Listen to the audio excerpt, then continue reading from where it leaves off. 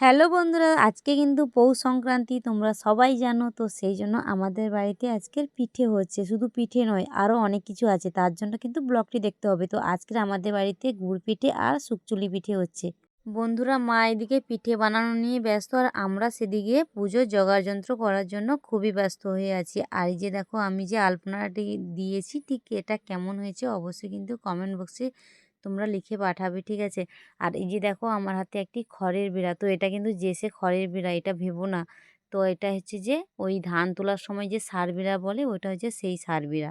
আমরা যে অঘ্রাণ পৌষ মাসে যে লক্ষ্মী পুজো করি, আজকে সেই লক্ষ্মী ঠাকুরের পুজো এবং আমাদের বাড়িতে যে ধানের চাষ করা হয়, তো সেই ধানের চাষের সবার লাস্টে একটা ষাঁড় বিড়া উঠে। তো ওই ষাঁড় বিড়া আর লক্ষ্মী ঠাকুরের পুজো আজকে হবে। তো সেই জন্য আজকে এই পুজোটার নাম কিন্তু বনি পুজো সবাই বলে।